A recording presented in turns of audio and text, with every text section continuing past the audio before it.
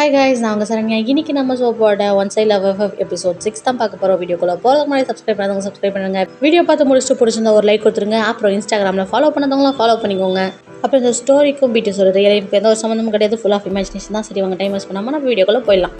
போன எபிசோட் எப்படி முடிச்சிருந்தோன்னா, ஜிமின் வந்து நான் ஆஃபீஸ் போயிட்டு வந்தேன்டா, அப்புறம் வச்சுக்கோ என்ன அப்படின்னு சொல்ல ஜேகே வந்து வைக்கப்பட்டு அவனே வச்சுக்க சொல்லிட்டானே அப்படின்னு சொல்லி வைக்கப்பட்டு போகிற அதை போன எபிசோட் முடிச்சிருந்தோம். சரி, வாங்க இன்றைக்கி எபிசோட்குள்ளே போகலாம். எபிசோட் ஸ்டார்டிங்லேயே நம்ம ஜெயப்பை தான் காட்டுறாங்க. ஜெயப் வந்து கேனியில் உட்காந்து படிச்சுட்ருக்காரு. அந்த இடத்துக்கு சுகா வராரு. ஜெயப் இன்ட்ரெஸ்ட்டாக படிச்சுட்ருக்க சுகா வந்ததே தெரியல. சுகா வந்து ஜெயப் நான் உங்கள்கிட்ட கொஞ்சம் பேசணும் அப்படின்னு சொல்ல ஜெயப் அப்போ தான் நீ வந்து சுகாவே பார்க்குறாரு. சுகாவை பார்த்த உடனே வேகமாக திங்ஸ்லாம் எடுத்து வச்சுட்ருக்க. சுகா வந்து டே நான் உங்கள்கிட்ட பேசணும்னு சொல்லிட்டுருக்கேன் அப்படின்னு சொல்ல ஜெயப் வந்து அப்படியா, அது வந்து எனக்கு ஒரு முக்கியமான வேலை இருக்குது, நம்ம அப்புறம் பேசுவோம் அப்படின்னு சொல்லிட்டு அவரை எடுத்துக்கிட்டு அங்கேருந்து கிளம்ப சுகா வந்து டே நான் உங்கள்கிட்ட பேசணும்னு சொல்லிட்டு இருக்கேன் நில்லுடா அப்படின்னு சொல்லிட்டு சொல்ல அதான் கேட்காம அவர் அங்கேருந்து போயிட. சுகா வந்து நல்லாவே தெரியுது அவன் நான் அவாய்ட் பண்ணுறான்னு சொல்லிட்டு அடுத்த முறை கண்டிப்பாக உங்கள்கிட்ட பேசாமல் ஒன்றை விட மாட்டேன் அப்படின்னு சொல்லிட்டு நினைக்கிறாரு. அப்படியே இந்த பக்கம் தான் காட்டுறாங்க. ஜங்குக்கு வந்து ஜிமினுக்கு சாப்பாடு ஊட்டி விட்டுட்டு இருக்காரு. ஜிமினை சிரிச்சுக்கிட்டே சாப்பிட்டுட்டு டே எதுக்கு இங்கே வந்த அப்படின்னு கேட்க ஜங்குக்கு வந்து சாப்பாடு கொடுக்க தான் அப்படின்னு சொல்லிட்டாரு. டே எப்படி வந்த, செக்யூரிட்டி இருக்காரு அப்படின்னு சொல்லிட்டு சொல்ல அதெல்லாம் எனக்கு வேறு வழி தெரியும், அதுவா இப்போ முக்கியம், கம்முன்னு சாப்பிடாமனு சொல்லிட்டு சாப்பாடு ஓட்டிகிட்டு இருக்க. ஜிமினும் சிரிச்சுட்டே சாப்பிட்டுட்டு இருக்காரு. அப்படியே இந்த பக்கம் ஸ்கூலில் தான் காட்டுறாங்க. பிடி பீரியட் எல்லாரும் விளையாடிட்டு இருக்க. ஜெயப் மட்டும் உட்காந்து எல்லாத்தையும் பார்த்துட்டு இருக்காரு. அந்த இடத்துக்கு சுகா வராது. டே நீ விளையாடலையா அப்படின்னு சொல்லிட்டு கேட்க ஜெயப் அப்போ தான் பார்க்குறாரு. அதுவா, அது வந்து எனக்கு படிக்கிற வேலை இருக்குது, அதில் தான் நான் விளையாடல அப்படின்னு சொல்லிட்டு அங்கேருந்து போகலான்னு போக சுகா கையை பிடிச்சிடாரு. டே எவ்வளோ நேரம் என்னை பார்த்து வேலைக்கு போக போகிறேன், என்னதுக்கு அவாய்ட் பண்ணுற அப்படின்னு சொல்லிட்டு கேட்க ஜெயப் வந்து சிரிச்சுக்கிட்டே அப்போல்லாம் ஒன்றும் கிடையாதுடா, நான் ஒன்று அவாய்ட்லாம் பண்ணல அப்படின்னு சொல்கிறாரு. பொய் சொல்லாத, எனக்கு நல்லாவே தெரியுது நீ என்னை அவாய்ட் பண்ணுறேன்னு சொல்லிட்டு. எனக்கு உன்னோட நிலமை புரியுது, என்னோட அப்பா ஒன்று அவ்வளோ ஹர்ட் பண்ணியிருக்காரு. ஆனால் அந்த ஸ்கூலில் இருக்கிற ஒரே ஒரு ஃப்ரெண்ட் அது நீ மட்டும் தான்டா. நீயும் பேசலன்னு எனக்கு எவ்வளோ கஷ்டமாக இருக்குது தெரியுமா அப்படின்னு சொல்கிறாரு. ஜெயப் வந்து டே அப்படிலாம் ஒன்றும் கிடையாதுடா, நான் ஒன்று அவாய்ட்லாம் பண்ணலை, எனக்கு கொஞ்சம் ஒர்க் இருந்துச்சு அவ்வளோதான் அப்படின்னு சொல்லிட்டு சொல்ல சுகா வந்து நீ போய் சொல்லாத, எனக்கு நல்லாவே தெரியுது போ அப்படின்னு சொல்லிட்டு போய் கோவமாக உட்காந்துக்கிறாரு கோச்சிக்கிட்டு. சரி போய் பக்கத்தில் உட்காந்துட்டு ஐம் சாரிடா அப்படின்னு சொல்ல சுகா வந்து என்கிட்ட பேசாத போ அப்படின்னு சொல்லிட்டு திரும்பி உட்காந்துக்கிறாரு. ஜெயப் வந்து சாரி 1, சாரி 2, சாரி 3, சாரி அப்படின்னு சொல்லிட்டு கேட்டுட்ருக்க. சுகாவுக்கும் சிரிப்பு வந்துடுது. சிரிச்சுக்கிட்டு போட்டா எங்கிட்ட பேச மாட்டேன் சொல்லிட்டால அப்படின்னு சொல்லிட்டாரு. ஜெயப் வந்து நான் எப்படா அப்படி சொன்னேன், எனக்கு நிஜமாவே ஒர்க் இருந்துச்சு, அதான் இதுக்கப்புறம் இப்படி பண்ண மாட்டேன், ஐம் சாரி அப்படின்னு சொல்ல சுகா வந்து சரி நம்ம எல்லாத்தையும் மறந்துடுவோம், ஆனால் நீ ஒன்று மட்டும் ஞாபகம் வச்சுக்கோடா, எப்பயுமே ஹை கிளாஸ் லோ கிளாஸ்னு பார்த்தது கிடையாது, எனக்கு எல்லோரும் ஒன்று தான், நான் உன்னை எப்பயுமே என்னோடய ஃப்ரெண்டாக தான் பார்க்குறேன் அப்படின்னு சொல்லிட்டாரு. ஜெயப் மனசுக்குள்ளே ஆனால் நான் உன்னை என் ஃப்ரெண்டுக்கு மேலே பார்க்குறேனே அப்படின்னு நினைக்கிறாரு. அப்படியே அந்த சீனை கட் பண்ணி ஈவினிங் வீட்டில் தான் காட்டுறாங்க. ஜெயப் அவரை ஒர்க்கெல்லாம் முடிச்சுட்டு வந்து வீட்டில் இருக்க. ஜிமின் வராரு. ஜிமின் வந்த உடனே ஒரு மாதிரி தயங்கி நின்றுட்டுருக்கேன். டே என்ன ஆச்சு அப்படின்னு சொல்லிட்டு ஜெயப் கேட்க ஜிமின் வந்து டே நான் உங்கள்கிட்ட ஒருத்தரை இன்ட்ரடியூஸ் பண்ண கூட்டிகிட்டு வந்திருக்கேன் அப்படின்னு சொல்ல யாருடா அப்படின்னு சொல்லிட்டு ஜெயப் கேட்குறாரு. ஜிமின் வந்து அவர் யாருன்னு சொல்கிறதுக்கு முன்னாடி நீ என்னை கலாய்க்கக்கூடாது, முக்கியமாக என் மேலே கோவப்படக்கூடாது அப்படின்னு சொல்ல டே ஓவர் பெல்ட்டாக இருக்க, என்ன விஷயம்னு சொல்ல அப்படின்னு சொல்லிட்டு ஜெயப் கேட்க ஜிமின் வந்து அது வந்து நான் ஒருத்தனை லவ் பண்ணுறேன் அப்படின்னு சொல்ல என்ன அப்படின்னு சொல்லிட்டு ஜெயப் செம்மையாக ஷாக்காக ஆமாண்டா அவர் நான் இங்கே கூட்டிகிட்டு வந்திருக்கேன் அப்படின்னு சொல்லிட்டு ஜங்குக்குள்ளோ அப்படின்னு சொல்லிட்டாரு. ஜெயப் அப்படி பார்த்துட்டு இருக்க. ஜங்குக்கு வராது. ஜெயப் பார்த்துட்டு இது இவனா அப்படின்னு சொல்லிட்டு கேட்க இவன் சொன்னால் பல பேத்து அப்படின்னு சொல்லி ஜங்குக்கு சொல்ல ஜிமின் வந்து டே சும்மா இருங்கடா, 2 பேரும் சண்டை போடாதீங்க, டே ஜெயப் என்ன இருந்தாலும் அவர் உனக்கு மாமா ஆக போகிறவர், அவர் அப்படிலாம் பேசாதரா அப்படின்னு சொல்ல ஜெயப் வந்து இன்னும் நான் இதுக்கெல்லாம் ஒத்துக்கவே இல்லை, அதுக்குள்ளே மாமாவா அப்படின்னு சொல்லிட்டு ஜெயப் கேட்க ஜிமின் வந்து ஏன்டா நீ இன்னும் சொல்ல போகிறேன், அவனுக்கு என்ன குறைச்சல அப்படின்னு சொல்லிட்டு கேட்க ஜெயப் வந்து எல்லாமே குறை தான், ட்ரெஸ்ஸை பாரு நல்லா சிங்கிச்சா மாதிரி அப்படின்னு சொல்லிட்டு சொல்ல ஜேகே வந்து எது சிங்கிச்சானோ டீ பொண்ணா அப்படின்னு சொல்லிட்டு கோமா மறைச்சிட்டு வர. ஜிமின் தடுத்துட்டு சும்மா இருடா கொஞ்சம் நேரம், ஜெயப் அப்படிலாம் பேசக்கூடாது அப்படின்னு சொல்கிறாரு. ஜெயப் வந்து உன் ரேஞ்ச் என்ன, ஆளையும் மண்டையும் பாரு அப்படின்னு சொல்லிட்டு சொல்ல டீ கொஞ்ச நேரம் சும்மா இருடா அப்படின்னு சொல்லிட்டு 2 பேரையும் தடுத்துட்ருக்காரு. அப்படியே கொஞ்சத்துக்கு அப்புறம் தான் காட்டுறாங்க.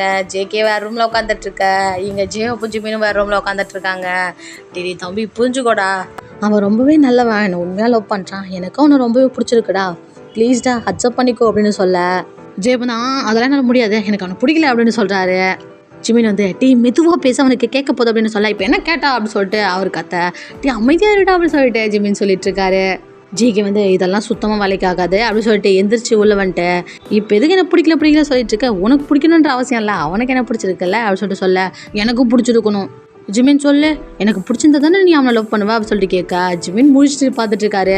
ஜேகே வந்து ஜிமின் பதில் சொல்ல, அவன் ஒத்துக்கிட்டா தான் நீ என்ன லவ் பண்ணுவியா, இல்லைன்னா என்ன பிரேக்கப் பண்ணுவேன் நான் அப்படின்னு சொல்லிட்டு கேட்குறாரு.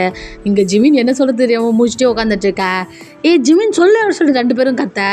ஜிமின் வந்து போதும் போதும் நிறுத்துங்க 2 பேருமே, எனக்கு நீங்கள் 2 பேருமே முக்கியம் தான், ஒருத்தருக்காக இன்னொருத்தரை என்னால் கண்டிப்பாக விட்டு கொடுக்க முடியாது.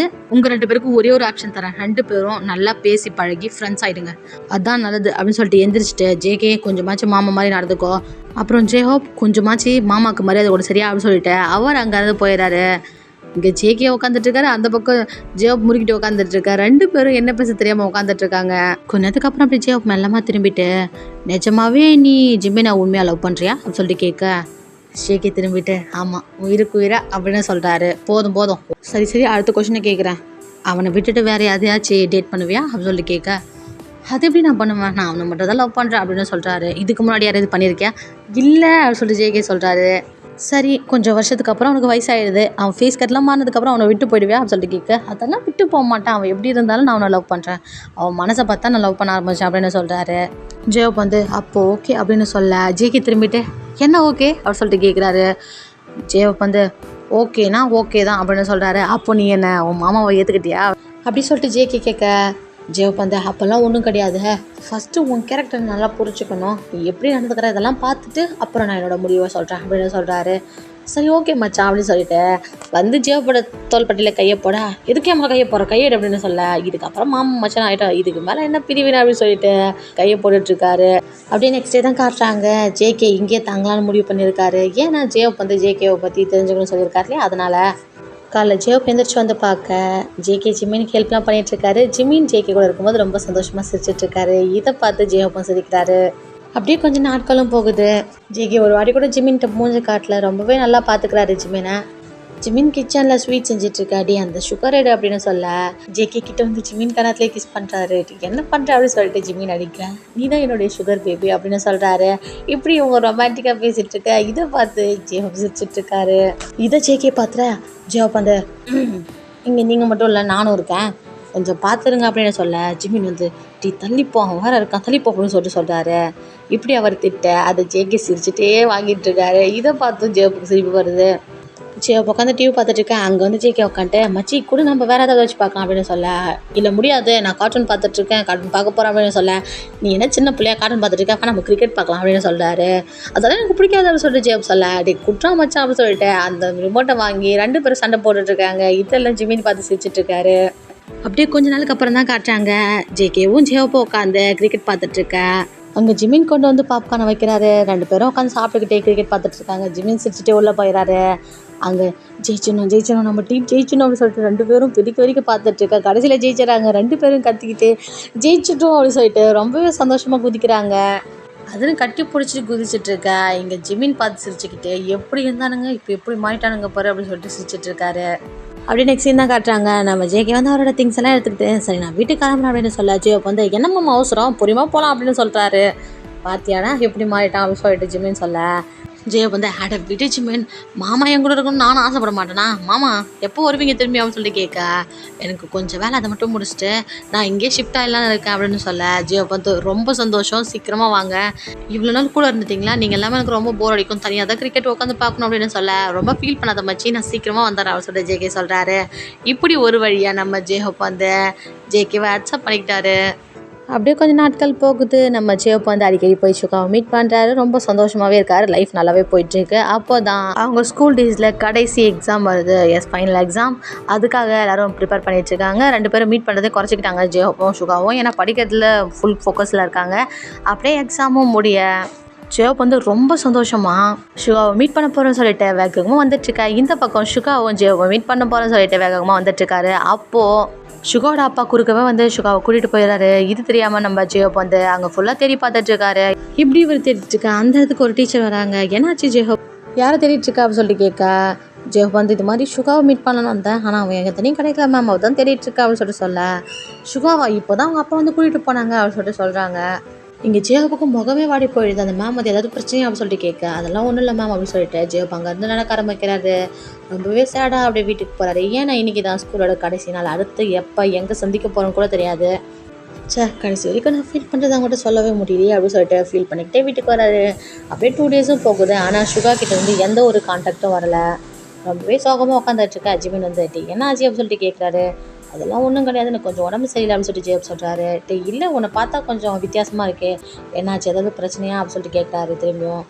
இல்லை அதெல்லாம் ஒன்றும் கிடையாதுன்னு சொல்கிறேன்ல, எனக்கு கொஞ்சம் உடம்பு முடியல, என்னை விடு அப்படின்னு சொல்லிட்டு அப்படியே அங்கேருந்து எழுந்திரிச்சு மொட்டை மாடிக்கு போயிடுறாரு. ஜிம்மின் வந்து இவனுக்கு என்னதான் ஆச்சுன்னு தெரியலையே அப்படின்னு சொல்லிட்டு நினச்சிட்டு இருக்காரு.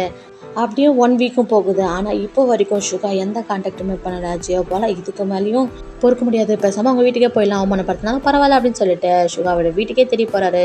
ஆனால் அங்கே வீட்டோட கேட்டு பூட்டி இருக்கு. அங்கே ஒரு செக்யூரிட்டி இருக்காரு. யார் பண்ணி உனக்கு என்ன வேணும் அப்படின்னு சொல்லிட்டு கேட்க, சுகாவை பார்க்க வந்தேன் அப்படின்னு சொல்லிட்டு ஜியோப் சொல்கிறாரு.